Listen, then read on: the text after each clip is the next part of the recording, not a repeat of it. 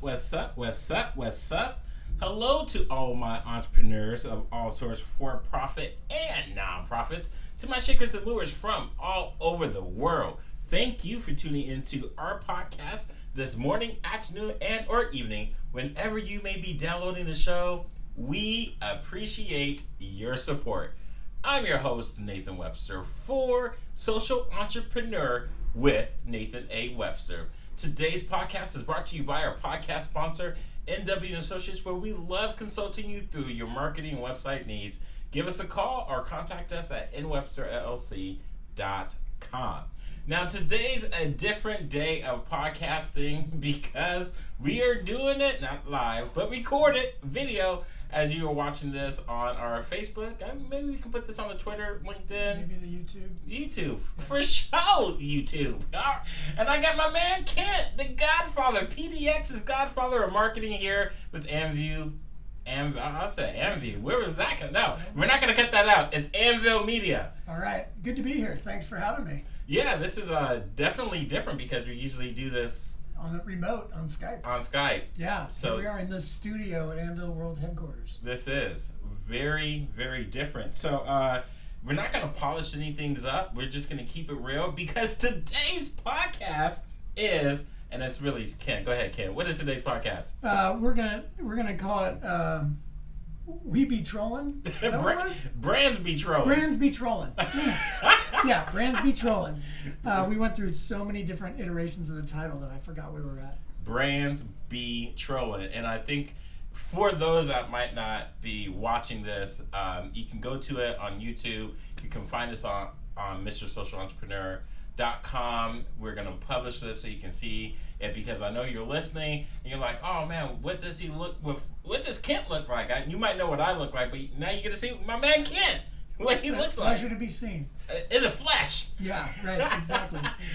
And so I'm going to just really ask Kent a whole bunch of questions because this topic is new, but you might be familiar with the Wendy's trolling, right? And how they've been making it super huge. But Kent, I know you just got back from a conference, matter of fact, today. So tell us more about that. Yeah, so there's a nationwide tour conference called Digital Summit that visits something like 20 cities across the United States, and I've spoken at the Seattle conference and the Portland conference. I'll be speaking later this summer in Charlotte. But they'll bring 2 full days of 3 to 4 tracks simultaneously on a variety of digital marketing topics. And one of the last sessions yesterday at the Portland Summit, Digital Summit, and you can use the hashtag DSPDX for Digital Summit Portland to see mostly my tweets because people don't use Twitter anymore except for Mr. Trump. But I tweeted out the best highlights as well as posted on the sempdx.org website on their blog two daily recaps from the 2-day event. And the last session of the day that I saw was Obel Brown West from Weber Shandwick. It's a big global agency that started in PR, and they do a lot of different types of marketing. But she talked about the era of social brand trolls and how we got there and what we should do about it, and gave a lot of different examples of brands that troll. You know, we know trolls as those internet trolls are usually from somewhere in Russia, and they're telling us to elect a certain president, right? But brands have flipped the script a bit. Now they are trolling, instead of trolling their customers, which probably would be awkward and not productive, they're now trolling each other. And some are far better at it than others. Budweiser did. Yes, I'm gonna cover that one too. Yeah, totally. Yeah, nice. So I want to start with. I'm gonna talk through a couple different brands that are trolling. It's inspired by yesterday's session, but I'm gonna go my own direction with it a bit. I'd say that for some reason, fast food, particularly Wendy's and Burger King, are the best. Their voices in social are consistent with their brand, but they are relentless and ruthless at the same time. Wow. So what's happened is 2 examples that you mentioned. There are 2 brands that are relentlessly trolling, primarily Burger King trolling McDonald's, and they're doing it through marketing, not even specifically trolling, but they built an app that when you go within 400 feet of a McDonald's and use the Burger King app, you can get a Whopper for a penny. if you go through a drive-through and ask at McDonald's for a Whopper, you can also get a good deal on a Whopper by ordering at McDonald's and confusing the hell out of the McDonald's workers. And they also have a VR app where you, AR app, augmented reality, where you put the Burger King app up on a McDonald's billboard and it sets it on fire in your phone. And so, and all of this is to just, it's trolling McDonald's to get this PR lift because people will talk about how clever Burger King is, but they're using a lot of technology in very creative and arguably relevant ways to remind people that Burger King is superior in their mind to McDonald's, and McDonald's doesn't have any playback. Like, they're really not good at trolling back. That's not their style. And that's not their style, so that's not a bad thing. The other one is Bud Light versus Coors Light. And this whole thing that started with the Super Bowl, and we'll get to that. But I just want to talk about earlier this year and how Burger King trolled President Trump, and how brands were responding to the government shutdown. So this is brands getting into politics, and that's been an earlier. I did a panel with Oregon Business Magazine about brands taking a stand, and research shows that brands take a stand, they gain more credibility with their customers than not. So with Nike and the Kaepernick ad, we did a podcast on that. Yeah, we did a whole podcast on that. Same thing. Brands that are true to themselves, Patagonia, it works. And then when brands are not true or authentic, it backfires. So like a North Face, absolutely authentic outdoor brand, or at least used to be. And then they basically did some. It's not even trolling. They basically put their product into imagery on Wikipedia, which is a total violation.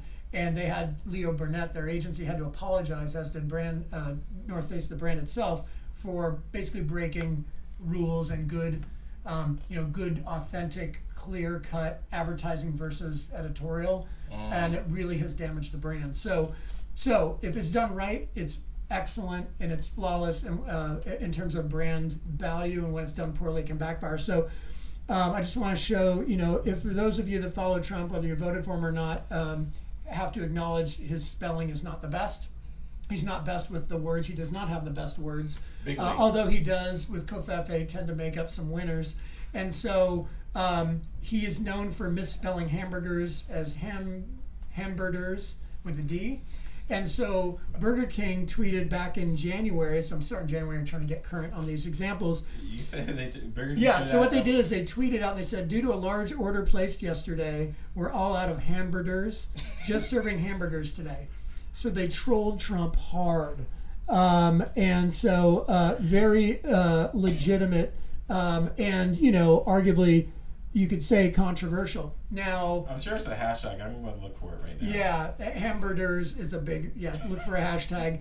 And then there's when trolling cleverly. So if you guys remember, and gals in our audience, remember IHOP changed briefly their name to IHOB for International House of Burgers.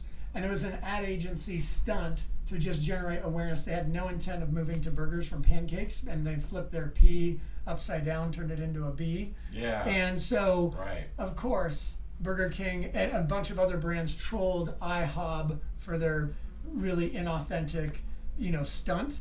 So Burger King changed their name to Pancake King, and their tagline was the official tweets of Pancake King USA.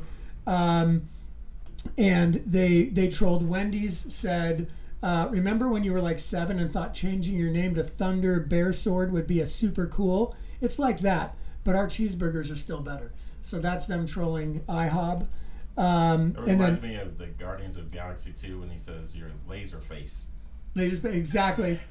Yeah. So Whataburger down south, they said, as much as we love our pancakes, we'd never change our name to What a Pancake. Some things are funnier than others, but that one was, it was a backfire, I would say. There are others, there are other brands that have a lot of examples: Apple, Moon Pie, even Netflix and what they've done with some of their work around some of their shows. But I'm just going to kind of speed through those.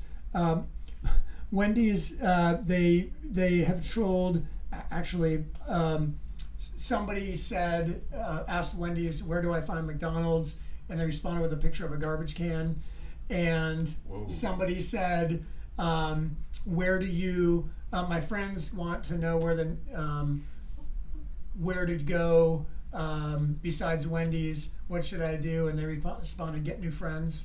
So they're hardcore. Pop-Tarts has gotten into long dialogues with other brands like Steakums, and Pop-Tarts went after it. This was all in the session today or yesterday? No, well, they only covered a few. I'm covering some more. Okay. And, even Keebler Elves got into trolling by talking about their neighbors are trolls in their make-believe world, right? So they have pictures of trolls that are their neighbors. Trolls aren't bad.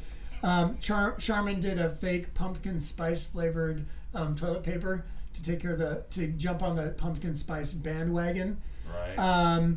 So that's kind of an example of, when IHOP did it, and in the end they scrapped the whole thing. It was just a stunt. But I think other brands got to jump on that and get as much buzz and energy out of IHOP's, arguable misstep, arguable stunt, whatever it was, and they got more out of it than probably IHOP did, frankly. Now let's talk more currently from the Super Bowl. Just moving forward a month or so to the Miller Lite versus Bud Light showdown. It wasn't Coors, it was Miller and Bud. So Bud Light came out with the ad about, we don't use high fructose corn syrup like Miller Lite, and they did all the ancient dilly sort of nights and all that. They also did a great cross promotion with Game of Thrones and the dragon toasting the Bud Light Blue Night. So you see those cross promotions, but Miller Lite, at first, I don't think they had any real comeback. They were taken totally by surprise by this fairly vicious attack.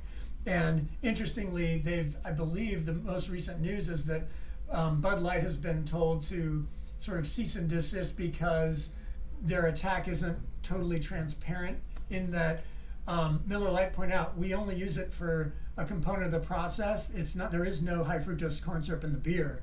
It's part of the upstream into the mash or something. And so, and then Miller Lite, they sent a truckload of beer to their corn farmers, and it just didn't seem as though they had the same freaking shiv approach that Bud Light did. But they did respond. So they said after the original, this is in February, hey Bud Light, thanks for including us in our first Super Bowl ad in over 20 years. You forgot two things though. We have more taste and half the carbs. And I'd say that's pretty soft response, but it's actually escalated into more of a legal battle at this point, which is interesting. So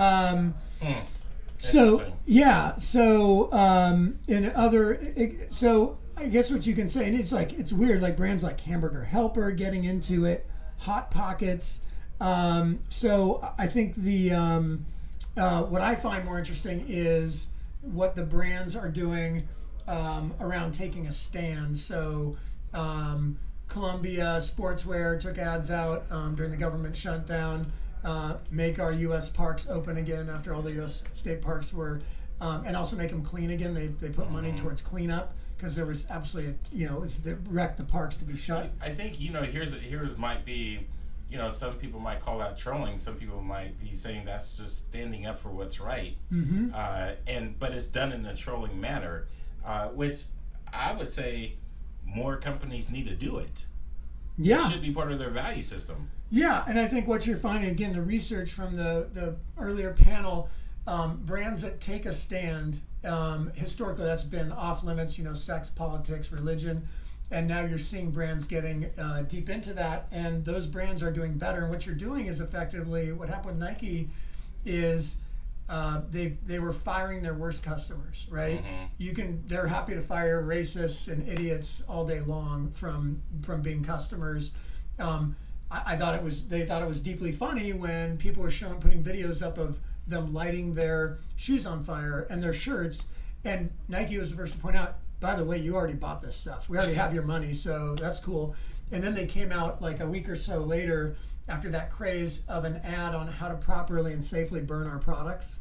And snap. It ran national. That. Yeah, so it's totally legit. And it's like 3 steps, make sure you have a bucket of water nearby. And So they leaned in so far, they were getting, stretching their Achilles tendons, right? And it was spot on point. So, Wow. all this hate and vitriol going towards a brand that's just saying stand by what's right, stand by their beliefs, stand by what I would argue is common sense. It did really well. When I wrote my article for our previous podcast about the Kaepernick campaign, I wrote it. It broke on a Tuesday morning, and I wrote it on a Wednesday evening, Thursday morning, and by end of day Friday, Apple stock had surpassed their little dip. They had surpassed it within a week, right? And so, sorry, I said Nike. I hope Nike You said stock. Apple, Yeah, right? Nike stock had Nike. surpassed. So. Right. So all these, the Fox News, like they just screwed themselves, and in fact they came out way ahead. And again, there's no reason to jump on a troll bandwagon and troll their brands unless that's your voice. There's no reason to troll Trump or the government and their policies unless you feel passionate about it and that's who you are. So like Patagonia said, all of their tax rebate they got through the Trump restructured tax laws, they put $13 million directly into charities to clean up the environment. That was how much money they saved. So they're being totally authentic to who they are, and I think that's what matters. So when you see brands coming out inauthentically, so I don't consider, if IHOP had always had an edgy voice in the pancake world, then this IHOP thing would have made more sense. Like, we're just messing with you, that's who we are, wink wink. Instead, it was an agency pushing a clever stunt, you could argue, but it wasn't authentic to who IHOP is. They're just trying to get people to come back and eat pancakes. And I don't think it went well for them. It was confusing. It was kind of like 10 years ago when Gap changed their logo for 5 minutes. They argued later that it was like a new Coke stunt to get people to drink the old Coke and want the old Coke. It's Gap saying, we are who we are. Sorry, our bad. We really didn't mean to For you listeners out generate there, an ugly ass logo. Kent is winking. Yeah, I'm winking. Yeah, you can see that on the video, but you can't see that on the air. So I just think I just like when, and I've been talking about this brand. It wasn't even trolling like 4 or 5 years ago. It started with the Super Bowl, where brands were like actually shouting each other out and liking each other's, commenting on each other's ads and reacting to them, because you'd have these war rooms of social media teams responding. So 5-6 years ago, when the lights went out at Mercedes-Benz Stadium, Oreo said you can still dunk our cookies in the dark or something like that, and that ad went viral and it's still sort of iconic. But I would point out Audi trolled with just one tweet. They didn't need a war room saying, Mercedes, sorry your lights went out. On Audi, our headlights never go out, or something like that. Just, it was more cleverly written than that, but it was just one tweet, and they're in on the train, and they're included in these compilations of how brands reacted. So Oreo spent $300,000 on that war room. I think Audi spent $50,000 on a junior employee. You know what I mean? Just a smart employee. Who knows? Maybe they're paid a lot more. But I guess my point is that it used to be all good, and so it shifted from brands talking to each other nicely to brands trolling each other pretty hard, and there's a lot of middle ground where they're just responding kind of quirky to each other, and the only reason that this is happening, and it's the right reason, is brands are trying to be human. And in the session yesterday, speaking of which, you know what, being human, I did not properly give you the right introduction. So okay, probably want to tell the folks who you are, what you do, how long you've been doing that, especially for our video audience out there. Because it's just like, no, Kent Lewis, and chopped up, butchered your company name too, so that didn't help. Yeah, so Kent Lewis is the name, Anvil Media is the game. We're a measurable marketing agency specializing in digital, because that's the most measurable form of marketing. And so I've been in digital since '96, building teams since '97. Anvil's been around since 2000. And I love being on the show with Nathan. It's I speak, I write. Like Nathan, I'm an adjunct. I'm at Portland State, have been for the last 19 years. I teach a search marketing workshop there. I teach a social media marketing workshop for SCORE on a quarterly basis, and generally speak and write as much as I can. And so, I'm just out here to educate. And we had 2 great days of inspiring presenters at Digital Summit. And when Nathan and I were talking about what should we talk about, I was like, well, let's look through the topics. And we decided we thought the trolling was brands flipping the script on internet trolls trolling brands to brands trolling each other. and even trolling trolls, Right. and pushing right back on those ill-conceived tweets and posts of dumb people shouting out at brands, or brands dumbly shouting out at consumers. One example is American Airlines had merged with another airlines, and they're like, "We're happy to serve you better, serving you moving the future." And he's like, "Congratulations for making now the world's largest crappy airlines." And so, you have to be careful when you have corporate people in charge of your social, particularly God. PR people. Yes. And I was a PR practitioner, still am by experience, is that the lack of authenticity through kind of more traditional PR thinking through these modern channels that are all about authenticity is really disconcerting. And as much as like Fire Festival did a great job, that was another session we were considering talking about, the fraudulent Fire Festival, and how poorly it was executed on the back end of an actual concert with Ja Rule and a bunch of other alleged headliners that fell apart. Which happened like years ago, and people are still talking Yeah, about because it. the two documentaries come out, and you can see at least one of them on Netflix, and that's the one I watched. It was absolutely amazing. And so what they did brilliantly was using social to harness the most elusive and most desirable audience out on the internet, and that's digital native millennials. And they did it through influencers, through clever, simplified, united, coordinated posts. The orange tile, 40 influencers, all at the same exact moment, put orange tiles up, and people are like, "What is that?" They scroll through the comments and click through the link to this thing called Fire Festival. They see this 2-minute video with supermodels. It plugged what looked like to be a gorgeous, amazing event. Exclusivity, millennials love that. Who doesn't? Right. Once in a lifetime experiences. Millennials will pay way more for an experience than for a product. So they nailed all the right triggers to get millennials fired up, and people, frankly, a lot older than that were like, "Cool, party." The problem is the island that they rented, which was originally owned by Pablo Escobar, had no infrastructure to host, 30,000 or 20,000 or however many, 10,000 people, however many it was. Right. They could only really house maybe a couple hundred. And so they built this virtual town overnight, or this tent town. It was not what they were promised, and it was a big sham. And so lawsuits, the guy's doing 4 or 5 years for fraud, mainly around the bank transfers and wire transfer fraud. But anyway, they did such a great job on the front end, but the rule is it's a double-edged sword. So, and brands are learning this the hard way. You can say, "Wow, I can use social to transparently and authentically amplify and generate reach and engage my customer and build a relationship. I might be able to sell stuff." But when you do it wrong, it totally blows up in your face. And that's what happened in spades with Fire Festival. Google it and you'll find the promotional video, or if you go to scmpdx.org and check out my blog post, I link to the promotional video. Incidentally, Shutterstock created a replication of that video just with their own stock video and imagery. Oh, wow. And you don't know, they're like, and for some reason there's a swimming pig, because that's actually in the original video. There's a pig swimming among these supermodels. I don't know what that was about. But they say, beautiful women, models, here's a random swimming pig. At the very end they say, and all of this is stock footage from Shutterstock. It's not from some shady, non-existent event. Basically totally throwing shade on a long, a poorly executed event.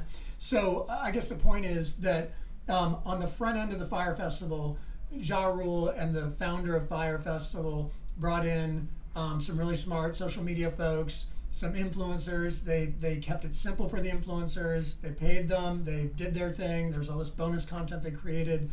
And they timed things beautifully. They created a lot of buzz, and you had to hunt a little bit. Millennials love a little bit of a journey in their marketing. Yeah, they love all that. So they did everything right. But then on the back end, the first mistake they made is they planned an event 6 months out instead of a year to 18 months out. Right. And so they couldn't build enough infrastructure fast enough. They also weren't spending money the right way, or they didn't have enough money.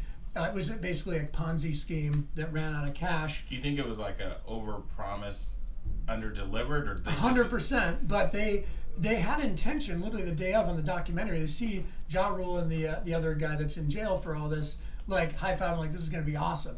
And they were ignoring the fact that everybody else was telling them this will not work. It can't work. We should have canceled. Don't do this. So all these people fly in on Southwest or whatever, supposed to be chartered private jets, and they're like, They had trouble getting there. They couldn't find. There was a free for all to find a tent. There was no music. Most of the acts had canceled.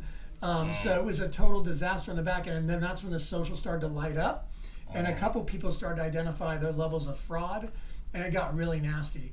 And so what built the brand of Fire Festival through clever and strategic social is also what blew it up even faster on social organically with very unhappy customers that paid a lot of money to go. So that's when it goes south. Now that was like an experience, and it was an event. Originally it was based on they were going to build an app, and most people don't even know it was really about an app, and the event was a way to promote the app, and it all failed. It all fell apart. Now, so to kind of wrap up, I think brands can do it. I think the best way to troll another brand is look for another brand to do something inauthentic or stupid and take advantage, or they do something really clever and you do a tip of the hat. So when IHOP went to IHOP briefly, the brands trolling them did it kind of cleverly, like pretty clever, nice, and here's why we would never do that, but and then make a joke of it. What I think you can argue that some of the trolling can go too far, as I mentioned earlier, that Wendy's, the post is, just so you can see it here, Wendy's, can you find me the nearest McDonald's? And that's just a picture of a trash can. Now, you can argue that's pretty harsh and maybe not in the best of taste. Right. And then the other one was, hey, Wendy's, my friend wants to go to McDonald's. Should I tell him? What should I tell him? And they say, find new friends. So I mentioned that one earlier. And then this last one, Wendy's, how much does a Big Mac cost? And Wendy said, your dignity. So, like, I mean, that's pretty damn just straight up mean, straight gangster. So I think it makes more sense to be... and I'm sure that it's a war room, not just one person doing it. Right, but it's a consistent voice, but I think there's a little too much hate going on there and way too much shade. Burger King throws shade on McDonald's. C's clown, nope, goes to BK. Clowns are evil and kings are cool. Burger King likes that. But even be careful, because you know the brand that you're shading or trolling, because Old Spice said to Taco Bell, why is that fire sauce isn't made with any real fire? Seems like false advertising. Pretty funny, pretty harmless. And then Taco Bell comes back, is your deodorant made with really old spices? And so, like, that one's not that mean, but again, I think there's a balance of keeping it light when it's brand to brand. But I think the bigger takeaway from today would be the trend towards brands taking strong stands on political issues that are core to their core customer. Back to Nike, back to Columbia Sportswear, Patagonia, and then others doing it wrong, like, North Face is getting trolled hard for their Wikipedia brand placement, product placement through photography, and that blowing up in their face in a bad way. So I think, again, reminding about authenticity, building trust, and North Face eroded trust. Nike and other brands making business decisions and marketing and social media trolling decisions based on, so Nike doesn't troll. They just do advertising that's core to their consumer.